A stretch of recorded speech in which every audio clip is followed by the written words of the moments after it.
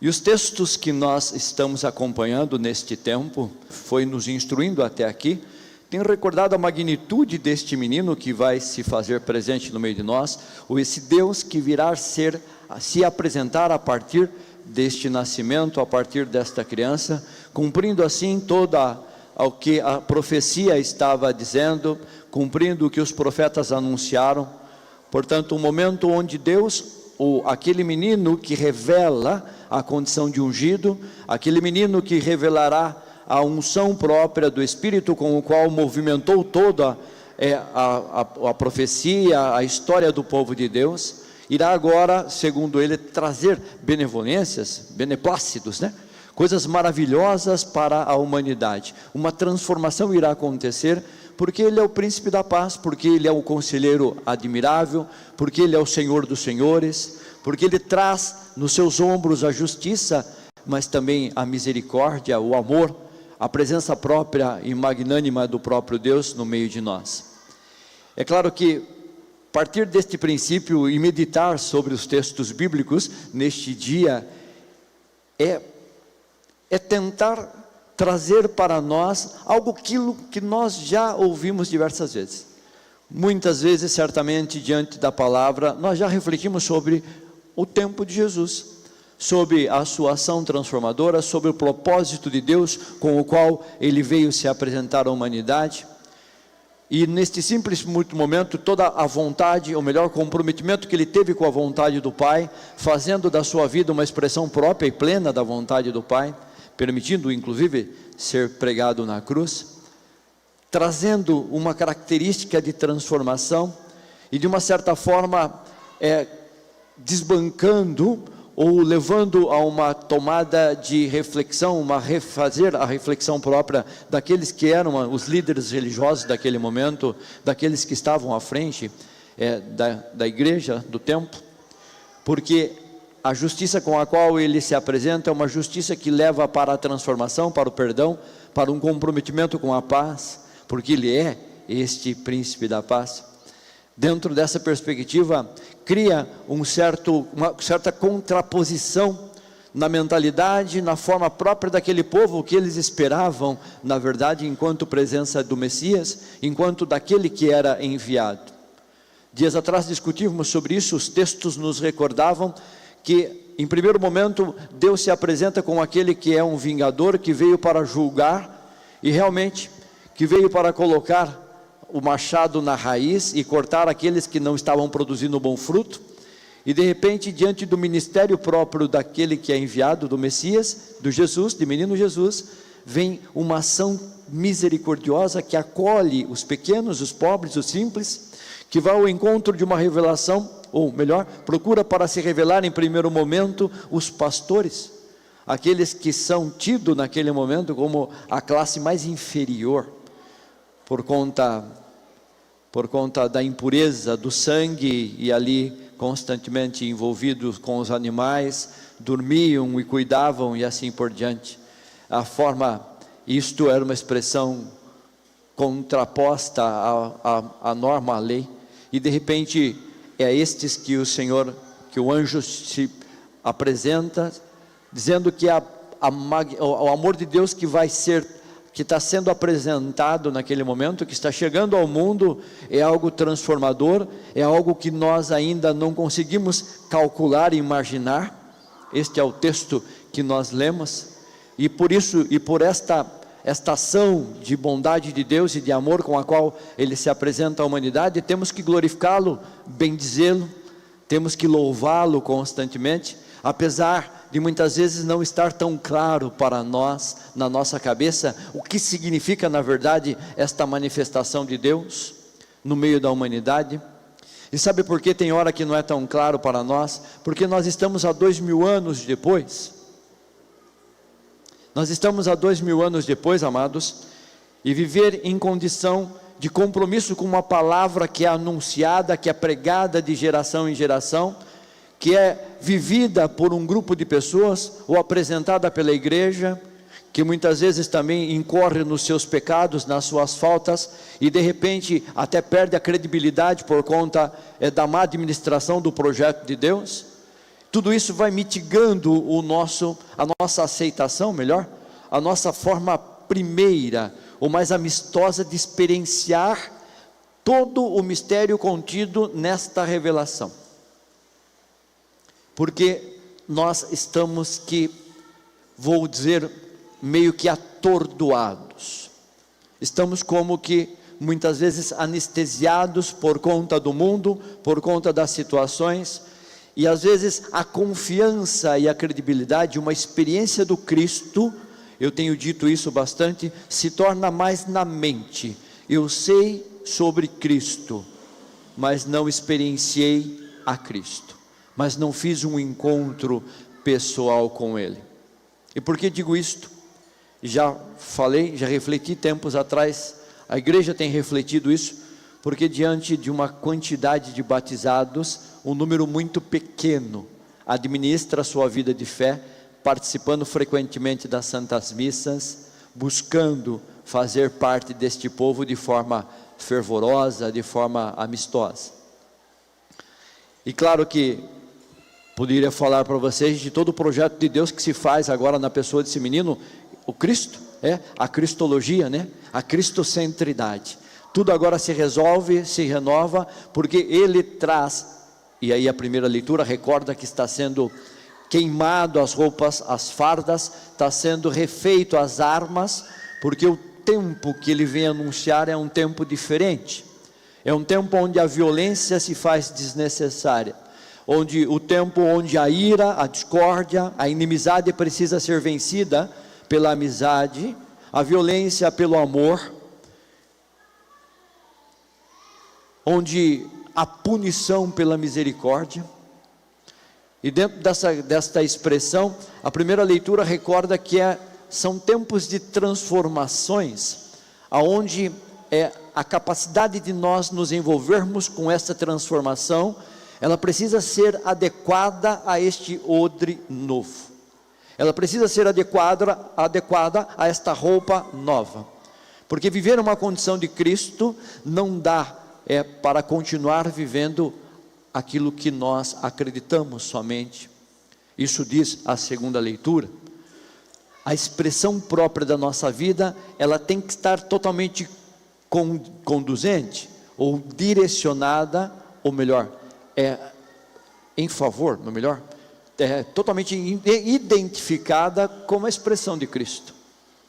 Diz o texto que antes trazíamos em nós as marcas do pecado, e por isso éramos escravos do nosso corpo, éramos escravos do prazer, éramos escravos das trevas, porque enquanto obras más, nós corríamos da luz, porque as nossas obras não eram condizentes como filhos, como filhas de Deus.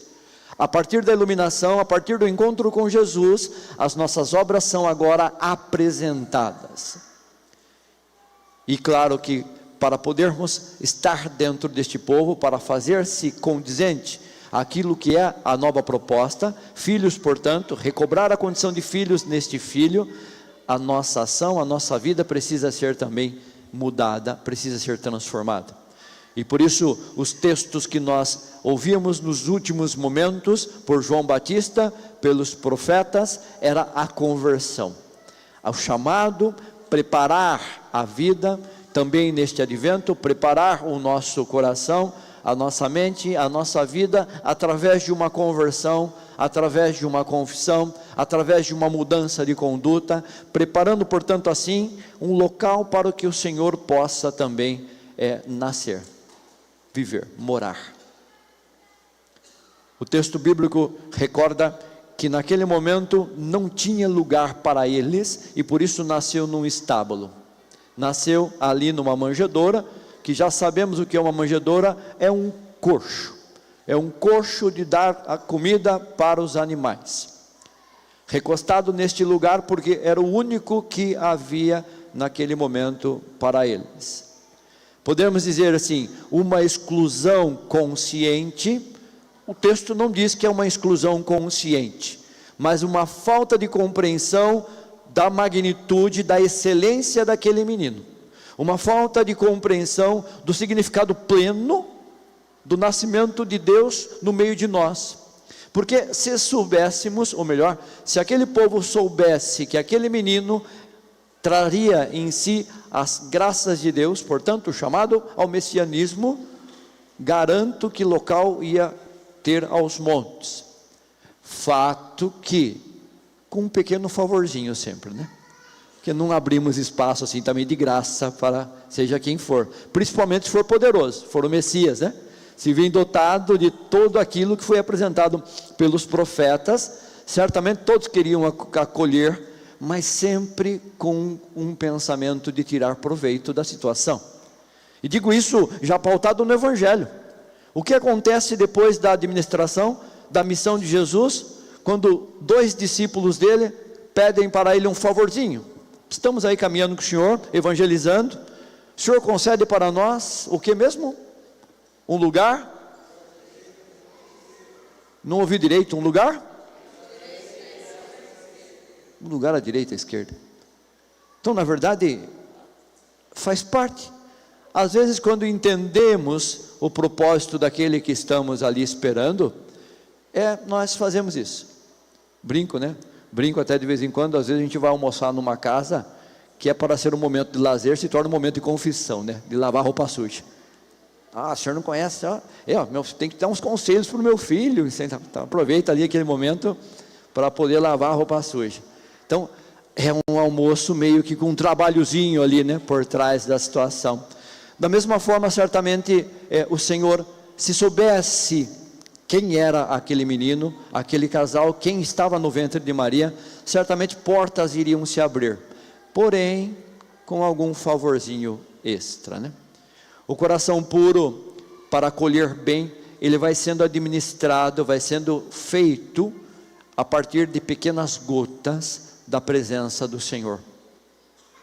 E quando eu estava descendo, para poder aqui celebrar com vocês, eu pensava em qual característica vamos apresentar a homilia, e eu lembrei de um filme que não é tão católico, nem muito bom de assistir, é chamado Sociedade dos Poetas Mortos, e neste filme tem uma expressão que eu gosto, uma cena, uma parte da cena, uma cena que eu gosto bastante, quando ele chama a sala, coloca diante de um quadro, um mural, com vários rostos, com várias faces, alunos anteriores a eles que passaram, portanto uma geração que veio vindo, até aquela geração que eram aqueles alunos, e dizia o professor para eles: escute o que eles estão dizendo para vocês.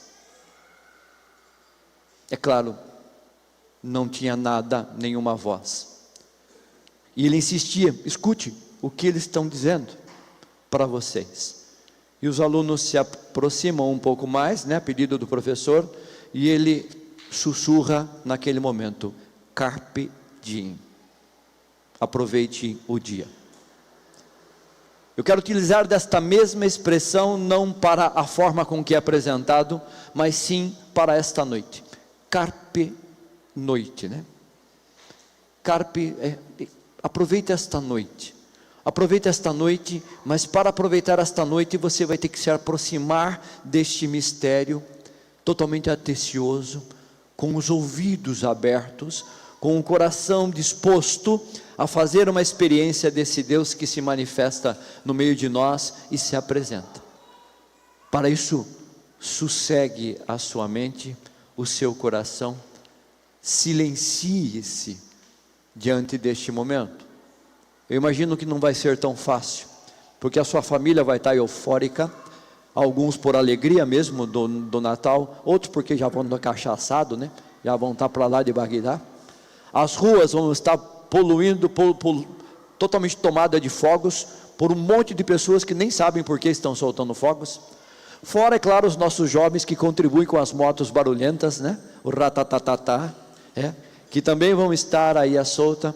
É um momento que você vai ter que procurar forças para poder entender esta passagem de um momento para outro, e aproveitar aquele instante com uma expressão: verbo caro factum est. O verbo se fez carne. Verbum caro factum est. Olhando para aquele momento, o presépio, ou se você ainda não montou, num instante de silêncio no seu quarto, pense nisso. Deus verdadeiramente se fez um conosco, se fez carne e habitou no meio de nós. Se você conseguir compreender esta realidade, você já ganhou o Natal deste ano. E certamente a sua vida vai estar sendo conduzida por esta experiência deste Deus que se faz um conosco naquela manjedoura, naquele presépio. A graça e a força do Espírito Santo que já habitam em nós estão nos conduzindo para este momento. Permitam que eles ajam e assim, dentro desta experiência, seja gratificante e transportante na vida de cada um de vocês. Um instante de silêncio só, para a palavra cair no coração.